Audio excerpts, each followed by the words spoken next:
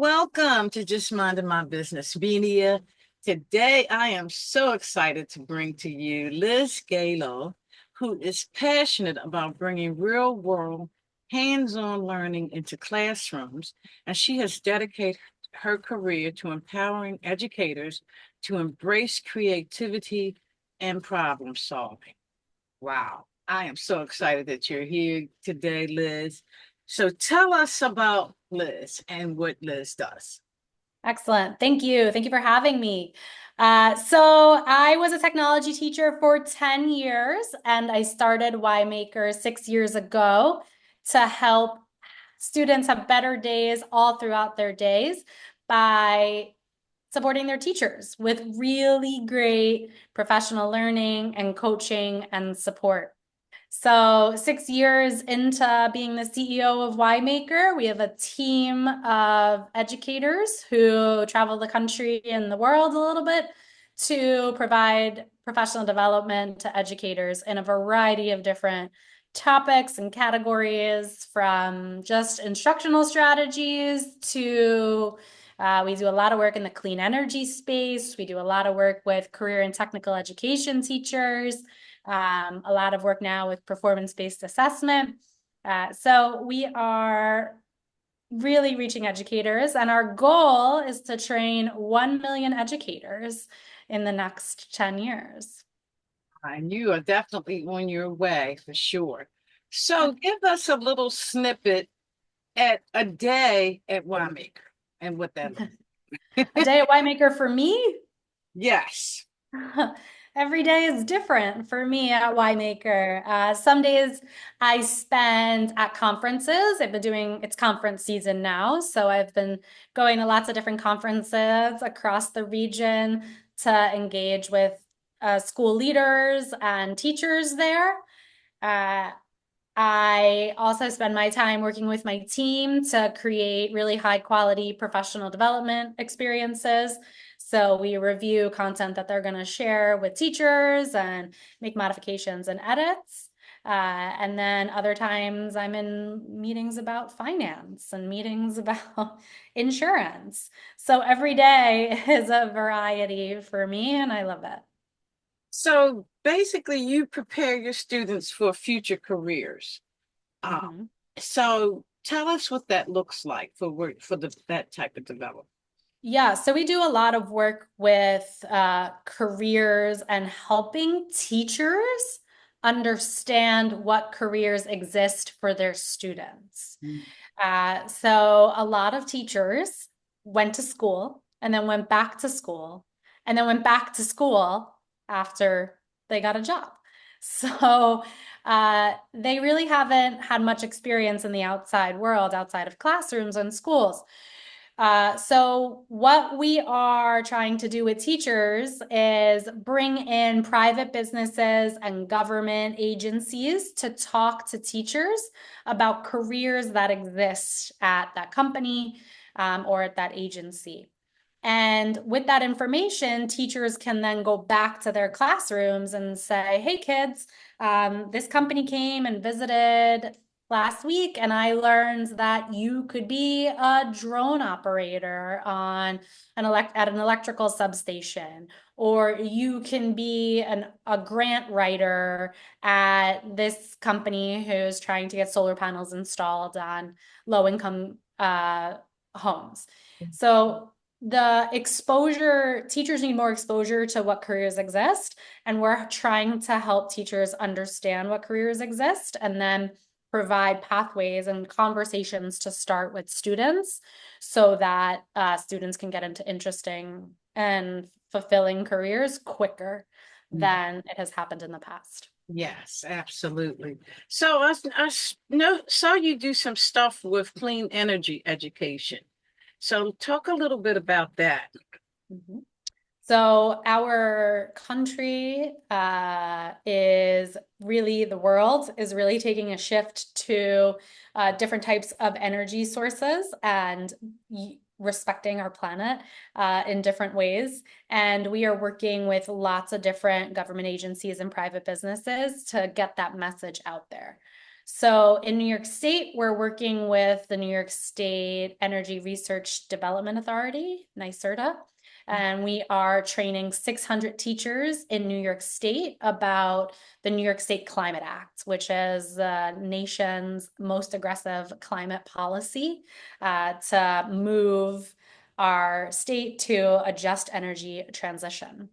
And we are traveling the state and working with teachers to teach them about how electricity is generated and transmitted across the state, why wind turbines in the Atlantic Ocean are going to be a huge part of our energy portfolio, how the switch to electric vehicles or zero emission vehicles is happening, all with that same goal of providing opportunities for kids to get meaningful careers that is something that they're interested in and something that they're good at. Mhm. Now, let me ask you, first of all, how do people connect with you and support your initiatives? Yeah, so we love talking to school leaders who are thinking about high quality professional development for their teachers. So they could reach out to us and send us an email. They can send me an email or head to our website, whymaker.com, WHYMAKER.com, to find all the information about us and find our contact information as well. Yes, yes. Wow, this is amazing. So my question is, the teachers are getting educated about what's available for the students. How do they bring that back to the students? Great question. We work with all types of different teachers. So we might, be working with an English teacher, and the English teacher has a unit where they have to write some nonfiction text. So we might work with that English teacher and coach that English teacher to convert that unit to be, writing a grant proposal for a new solar field in your neighborhood. And we might be working with a math teacher. I'm going to give another solar example, but there are so many other examples. And the math teacher might convert an inequalities unit to figure out the difference of the electricity that the solar panel is producing over time. So, and while the teachers are doing that, they're talking about the careers. Hey, did you know that you could be a solar panel installer? And you can get a certification to do that and go get a job and do that right away. That job is in high demand and will be in high demand for many years to come. So that's kind of how we're building it. We're trying to redesign their curriculums little by little so that they include future ready skills and ideas and career talk that kids really aren't getting anywhere else. Right. And that's important because they have to go to school every single day. And right now, our world is more to it than English, math, and the stuff that we grew up with. Right. Our world is very interdisciplinary, and no matter what career you have, you are using a combination of your English skills, your math skills, your science skills, your essential skills, the things that make you a good human. You're using that all at the same time. And our school system doesn't really build for that, isn't really built for that. So we're trying to find ways that we can, embed that interdisciplinary into a typical standard classroom.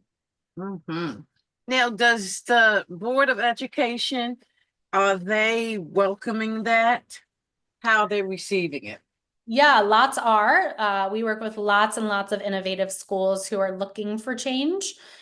We know that when we work with teachers and we encourage them to take risks and we support them through it, that they improve their quality of their life and their job. They want to stay at school when they're doing projects like this. And boards of education are really receptive to that retention of teachers through high quality professional development. And that's important because I know in Baltimore they have a lot of time off with they're doing professional development. So I Mhm. don't know what that looks like in Baltimore, but I'm certain it doesn't look like what you're doing. Well, actually, it does. So we've worked a lot with Baltimore City You Schools. did? Oh, wow. Yeah, we've worked a lot with their CTE department and their CTE teachers to help them create really great projects. And let me tell you, those CTE teachers are doing amazing work already. I am Uh, so happy to hear that. yes, it's incredible what they're doing there. And we're really happy to support them and continue to improve their instructional practices. Wow. But you know what? I got misinformation. Yeah, so we're working with the CTE teachers, right? That's only a small chunk of the teachers in Baltimore City schools. We would love to work with all of them to help Right. improve Well, I have some their instruction. educators on the top of my head that I'm going to send your way because what you're doing is so critical to the development of our kids as well as our country, Mhm. community, country, the whole, it's going to touch everything. Yeah. Everything. Wow. That is amazing.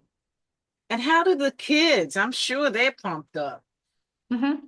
When kids are doing hands-on, real-world, relevant work, they show up to school.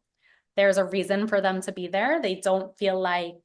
Um, they don't feel like they're just being told what to do when we're asking their input. There is an adjustment period. So if students are not used to school being this way, we have to support them through those changes. And teachers have to work hard to make sure that those changes are being explained to kids and continue to push kids to think creatively. Because it's easy for kids to just tell you the right answer. Mhm. I know the teacher's looking for a right answer. Let me just get the right answer and give it to the teacher. That's what they're trained to do. And what we're trying to build with schools and teachers is that there's not necessarily one right answer. Mhm. We want you to use all of your ideas and your thoughts and your research and your creativity to come up with a solution for this problem or this challenge. Because in reality, you can get the right answer by Googling it. And that's in your pocket. So we want you to use that knowledge to figure out some solutions and help solve some solutions, Yeah, solve some that's problems in the world. awesome. And be a Yeah. part of the solution is a whole lot different than just sitting around talking about it and Mhm. not feeling that you can do anything about it. Right. Just want to give kids that confidence before they head into the world. So, what other states are you in? Yeah.